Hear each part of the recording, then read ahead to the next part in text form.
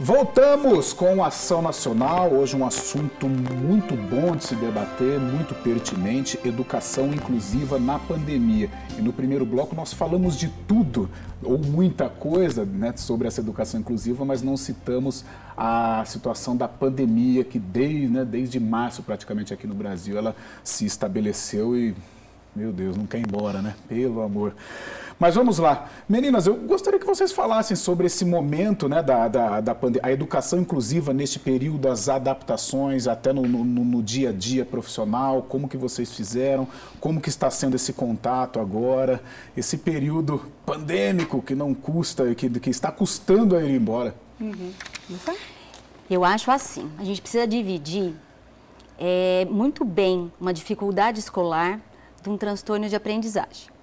Quando a gente está falando de uma dificuldade escolar, a gente está falando que o método às vezes não está funcionando para aquela criança, nós estamos falando que não foram oferecidos para ela equipamentos, ferramentas adequadas para ir para frente, que a parte emocional às vezes não está tão bacana, não teve aí um match, né, que o povo fala hoje em dia, né, com a professora ou com a sala, etc e tal.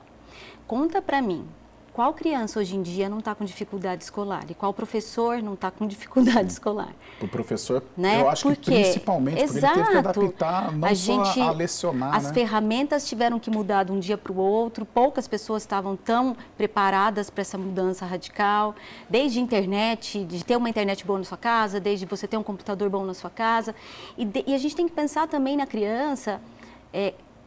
A criança pequena, gente, a parte da frente do nosso cérebro, nosso lobo frontal, que dá pra gente o sentar adequado, ter atenção, ter memória, ser organizado, ele vai ser completado ao redor dos 21 anos, né? Antes disso, é o adulto que é o lobo frontal dessa criança, é o adulto que adequa essa criança. Aí, de um dia para o outro, você colocar um piquititico desse na frente de uma tela e mandar ele ficar das 7h30 ao meio-dia e meio, é inviável, né? Eu acho que esses professores, coitados, eles estão fazendo mágica, se virando nos 30, viraram youtubers de um dia para o outro, né? Mas não é fácil, né? Eu não sei. Sobre educação inclusiva na pandemia, é importante a gente falar um pouquinho da educação no geral, né? A Juliana já tocou em pontos muito importantes, o tempo de concentração, o excesso de telas cansa mais, né? Apesar de a gente já ter muitas crianças que são viciadas em tela, o que é uma judiação. Às vezes tem 2 aninhos, se você tirar o tablet da criança, ela chora. Já domina, né? Já sabe. Berra, porque ela quer o tablet, ela quer o celular. Mas nós temos um universo aí que foi invadido, né, inteiro, nosso mundo inteiro foi invadido pela pandemia. E dentro da área de educação, nós temos algumas situações específicas. Um país extremamente desigual. Metodologias muito variadas, professores com mais dificuldade ou mais facilidade, alunos com mais dificuldade ou mais facilidade, famílias com mais dificuldade ou mais facilidade. E tudo que você está falando se encaixa nessa desigualdade, né? Exatamente. Desigualdade num todo. Tem pessoa que pode parar 40 minutos para ajudar o filho na educação infantil a fazer uma aula online. Porque a carga horária também, na maioria das escolas, não está idêntica. Na maioria não, mas digamos assim, na imensa maioria da educação infantil, pelo menos, primeiro, segundo ano também, não está idêntica. Porque seria muito tempo de exposição à tela e a concentração não ia funcionar. E tem família que pode reservar esse tempo. Tem família que está com uma pessoa só na casa empregada, está trabalhando o triplo, está ali sozinha com a criança e não pode parar para ajudar. Tem família que não tem internet. Ah, mas nossa, todo mundo tem internet. Não. A gente tem um projeto que eu apoiei na Bahia, que é o Berimbau Arte, e eles me contaram, tem casas tão distantes que a diretora tinha que passar horas na escola imprimindo para levar só o material impresso e explicar, porque as famílias eram analfabetas, não sabiam nem explicar o que chegava no papel impresso. Isso, quando a gente fala de educação inclusiva, quer dizer que, além das adaptações que a gente já precisava fazer para quem era necessário, por exemplo, um apoio de imagem para quem tem uma deficiência auditiva, um foco na câmera para auxiliar com a leitura labial, ou então uma apostila direcionada para o hiperfoco dentro do autismo, seja a adaptação que for, a gente teve que jogar isso para o mundo tecnológico, ou dependendo da escola, para um vídeo ou áudio que vai por WhatsApp, porque a família não tem uma internet boa, às vezes não tem computador, é um celular disponível para 4 filhos estudarem e o material impresso. Então, a gente teve que adaptar a adaptação. Foi muito intenso, está sendo muito intenso. Nossa, eu vejo, você falou de concentração, eu vejo às vezes a gente, para lidar, né, com o nosso pequeno lá, com o Arthur, o meu filho, essa situação de concentração é muito difícil, né? E outra coisa, né, a adaptação dos pais para com a situação, né? Porque você pega o pai, né, os pais trabalharam o dia inteiro, estão cansados, aí não tem um horário para fazer a lição com o filho de manhã, aí à noite vai, a paciência já está daquele tamanho, a criança não concentra, não tem jeito, catimba uma barbaridade. É um processo muito complicado. Metodologias ativas e criatividade vão ajudar muito nessa hora. A ludopedagogia também, que é a pedagogia lúdica, que vai trabalhar com jogos, contação de histórias, brincadeiras, interações. Ter um espaço para eles falarem também. Sei lá, vai reservar 5 minutos todo começo de aula para eles conversarem. Ou então, não tem aula ao vivo, online, vai montar um grupo no WhatsApp só para eles terem um minutinho para falar da vida um pouquinho. É importante. Eu percebi isso. Quando eu estive em férias, eu que cuidei da parte da educação do meu filho enquanto a minha esposa trabalhava. E eu percebi que a tia, né, a tia dele, ela entrava na sala, né, na sala online, mas ela entrava, só dava o bom dia e ficava. E a criançada conversando, acho que ficava de 5 a 10 minutos conversando, aí que ela, olá gente, vamos começar, tal. Eles estão precisando colocar para fora, né, assim, o mundo deles também virou de cabeça para baixo.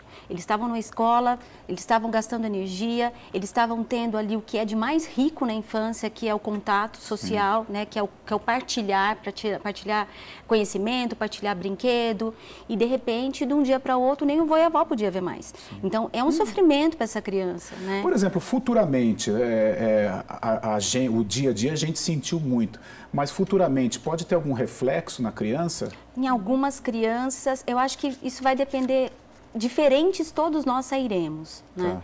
E eu acho que para algumas crianças, com certeza, isso foi mais difícil, porque também depende de toda a situação socioeconômica, cultural, espiritual que essa família passou para a criança, qual o tipo de tranquilidade que ela passou ou não.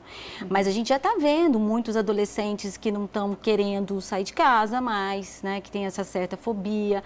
E a criança, numa fase muito importante de socialização, quando você priva, o que eu tenho visto no consultório, eu brinco que como otorrinolaringologista, se eu fosse depender da pandemia, eu ia morrer de fome, né? Porque a criança não foi para a escola, ninguém fica encatarrado, ninguém fica doente, né? Mas, em contrapartida, na foniatria, esses pacientes chegaram muito mais cedo, porque também os pais estão muito mais atentos, olhando essas crianças e vendo que esse negócio essa linguagem está esquisita, essa aprendizagem está esquisita. E crianças, assim, que já com diagnósticos mais sofridas, né, agora, porque realmente essa mudança de rotina é uma mudança difícil para eles. E tem um outro lado, tem aluno meu autista que agora está deslanchando. Um desempenho pleno, porque o excesso de barulho na sala incomodava demais por causa da hipersensibilidade auditiva, agora dá para ir mutando o microfone e está desempenhando muito melhor. Aluno que tinha fobia social, extremamente tímido e não conseguia levantar a mão para se expressar, escreve no chat, consegue tirar a dúvida com mais facilidade. Então, é uma caixinha de surpresa para todos nós. Nós vamos, exatamente como a Juliana falou, nós vamos sair transformados. Agora, de que jeito? Vai variar muito de caso para caso. E tem pessoas que estão se sentindo melhores. Você sabe que eu tenho visto muito isso também. Assim, por exemplo, que você pega uma criança surda agora na pandemia. É mais difícil para ela? É óbvio que é mais difícil para ela. O delay que acontece, né, da imagem, quando sai da professora para poder chegar nela. O DEPAC, né? O DEPAC, a velocidade de processamento auditivo. Eles têm uma deficiência de processamento auditivo, então fica mais difícil. Na hora que chegou a informação, a atenção já foi embora. E você tocou num assunto valorizando o professor. São verdadeiros heróis, né? Heróis. Porque até a sexta-feira, eu me lembro exatamente da data, dia 16 de março, foi quando explodiu aqui no Brasil, quando fechou tudo, lockdown. Mas até sexta-feira a aula permanecia normal, ele era apenas, então, somente o professor, né? Cuidando da profissão dele, preparando aulas. De repente ele virou youtuber, ele virou editor. E às vezes sem o devido preparo, e isso não é culpa deles. A gente achou que ia enlouquecer, a verdade foi é essa. Foi coisa na loucura, na emergência. A gente achou que, não é que a gente achou que não ia dar pé, veio o tsunami, ou a gente morria afogado ou a gente nadava. Teve que adaptar. Mas, Mabi, eu tenho uma visão também um pouco poliana dessa da vida, de pensar o seguinte. O Mário Sérgio Cortella tem uma frase, uma vez eu ouvi uma palestra dele que eu achei interessantíssima, que ele falava que nós temos uma escola do século XIX com professores do século XX e alunos do século XXI. Sim. E ele tinha toda a razão. Sim. Então, assim, certas transformações, elas já teriam que ter acontecido. E se estavam adiando, né? Então, de repente, a pandemia veio e acabou. Então, e a mesma tecnologia, a gente tem uma amiga em comum, a Marisol Prissotto, que é uma das professoras mais tecnológicas que eu conheço, assim, e que você vê, que você fala, realmente, você tem que trazer a tecnologia para o bem. Sim. Porque teve muita criança em educação especial, né, muito autista ou muito surdo, que a tecnologia também fez um bem danado. Sim. Porque você tem ferramentas nesses Googles diferentes que você pode usar, que isso facilita a criança. Sim, isso foi implementado de uma maneira avassaladora, que assim, na primeira semana, como eu sou da gestão também, na primeira semana, assim, a gente ia de manhãzinha até, no mínimo, 11 horas da noite, só definindo o que ia ser. O que nós vamos fazer? Como que vai ser a aula? Porque aí tem aula dos adultos, tem pós-graduação, tem graduação, tem todo o planejamento. E aí, vai mudar a carga horária? Não vai? Como é que vão ficar os dias letivos? Ninguém ia sabendo de nada e depois foi indo, né, um decreto em cima do outro emergencial. Então, a gente precisou adaptar tudo.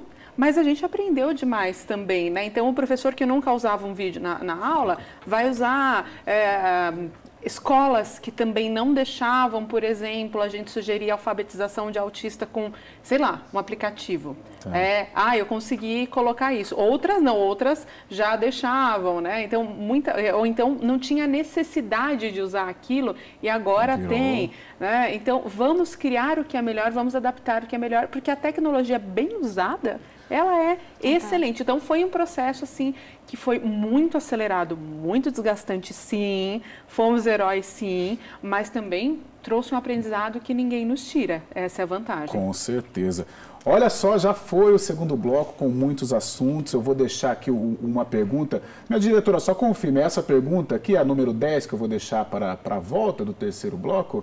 Então, vamos lá, vou deixar uma pergunta e nós vamos para o intervalo. O que preciso levar em conta no planejamento das atividades para os estudantes com deficiência no ensino remoto? É a pergunta que fica. Nós vamos para um rápido intervalo. O assunto de hoje é educação inclusiva aqui no Ação Nacional.